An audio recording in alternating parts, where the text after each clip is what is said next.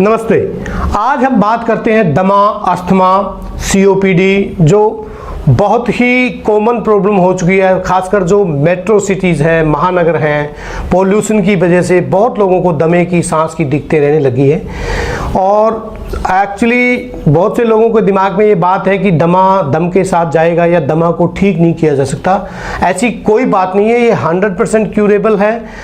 और खासकर जो छोटे बच्चे हैं उनको तो बड़ी आसानी से दमे की बीमारी से निजात मिल सकती है। यदि वो इनहेलर पे हैं तो भी उनके इनहेलर्स वगैरह छूट सकते हैं। उसके लिए कुछ कारगर उपाय मैं आपको बताने जा रहा हूँ। आयुर्वेद में विशेषकर वात और कफ की दृष्टि की वजह से ये रोग माना जाता है और हमारा जो प्राणवायु स्रोत है उसकी दृष्टि हो जाती है। किस प्रकार से जो पाचक अग्नि है हमारी मंद हो जाने की वजह से रसव स्रोत में दृष्टि आती है और फिर वो कफ बन जाता है, किस प्रकार से वो नुकसान करता है।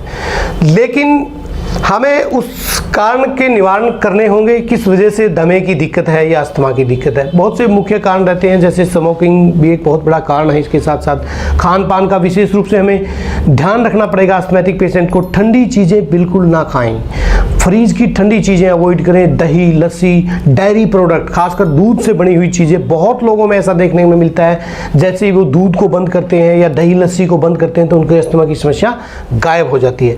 तो ये आप थोड़ा सा ध्यान रखें। और दिन में सोने से बचना है, ज़्यादा मीठी चीज़ें नहीं खानी। इसमें शहद बहुत कारगर आयुर्वेदिक औषधि है। जिनको अस्थमा की दिक्कत रहती है वो शहद का प्रयोग जरूर करें।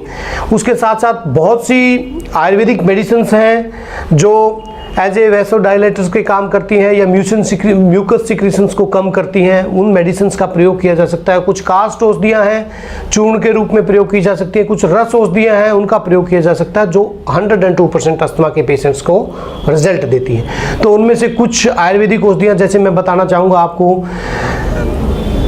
लक्ष्मी विलास रस है, 2 टेबलेट दिन में दो बार ले सकते हैं। श्वास कुठार रस है, 2 टेबलेट दिन में 2 बार ले सकते हैं। श्वास काश चिंतामणि रस, ये गोल्ड की एक प्रिपरेशन है। श्वास काश चिंतामणि रस बहुत सी आयुर्वेदिक फार्मेसी इसको बनाती है। 1 टेबलेट सुबह शाम खाना खाने से पहले शहद के साथ लें, बड़ा अच्छा रिजल्ट है। वाशा आशव है या वाशा आदि अवलेय है, वशाका आशव है, कनका आशव है, इनको भी खाना खाने के बाद 4-4 चम्मच पिया जा सकता है। उसके साथ साथ जो सबसे ज़रूरी चीज़ है कि हमने कुछ कास्ट औषधियाँ हैं, जैसे इसको आप घर पे बना के रख लें। किसी को भी दमे की दिक्कत है या श्वास की दिक्कत है वो इसको ज़रूर प्रयोग करें, इसका कोई साइड इफ़ेक्ट नहीं। और ये सीतोपलादी चूर्ण ले लें आप 100 ग्राम, उसमें यष्टि मधु चूर्ण या मुलेठी का चूर्ण भी कह सकते हैं, 100 ग्राम मुलेठी का चूर्ण मिला लें। और उसमें आपने वासा का चूर्ण मिलाना है, वासा चूर्ण 50 ग्राम, और उसमें आपने 30 ग्राम मिलाना है तिरकटू चूर्ण। तो इन सबको मिक्स करके रख लें घर पे अच्छे से तरीके से। और 1 चम्मच सुबह, 1 चम्मच शाम गर्म पानी या शहद के साथ लें। शहद के साथ लेंगे तो ज़्यादा अच्छा रिजल्ट रहेगा। अगर आपको बहुत ज़्यादा अस्थमा की दिक्कत है, इसको 3 टाइम भी ले सकते हैं, भोजन से पहले लें तो ज़्यादा इफेक्टिव रहेगा। तो और जो यदि आपके घर में कोई छोटा बच्चा है और उसको अस्थमा की दिक्कत है तो वो आधा चम्मच से थोड़ा कम इसको सुबह शाम शहद के साथ ले सकता है, उसको शहद के साथ चाटें। तो ये बहुत कारगर उपाय है अस्थमा के पेशेंटों के लिए, ये आप कर सकते हैं, इसका कोई साइड इफेक्ट नहीं। दूसरा, आपने कुछ ऐसी आयुर्वेदिक जड़ी बूटियाँ अपनी रसोई में रहते हैं, जैसे हल्दी है, अदरक है, काली मिर्च है, तुलसी है, शहद है। ये चीज़ें ज़्यादा प्रयोग करें, अस्थमैटिक पेशेंट इनका प्रयोग ज़्यादा करें और आप देखें कि आपको कौन सी चीज़ शूट करती है। और सबसे इम्पोर्टेंट चीज़ जो मैं आपको बताना चाहता हूँ, यदि आप बिना औषधियों के, बिना किसी दवाइयों के सहारे अस्थमा को ठीक करना चाहते हैं तो इसमें 2 यौगिक क्रियाएँ हैं। हमने हजारों मरीजों पर इसका एक्सपेरिमेंट करके देखा है और 100% परिणाम मिले हैं।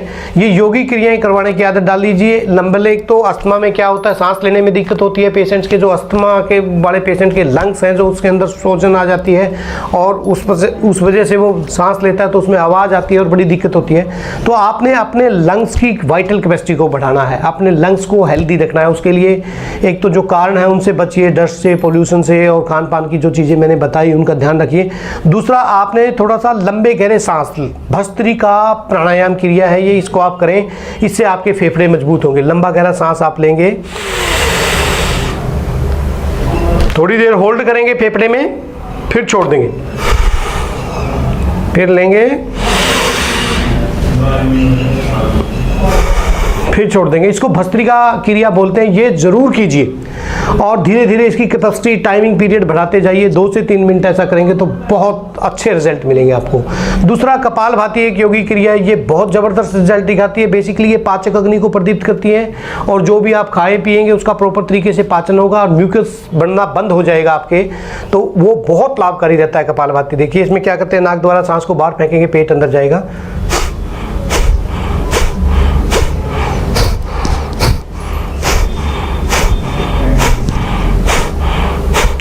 ये दोनों योगी क्रियाएं किसी अच्छे योगाचार्य के पास बैठ के 3-4 दिन आप सीख लें, उसको घर पे ही कीजिए।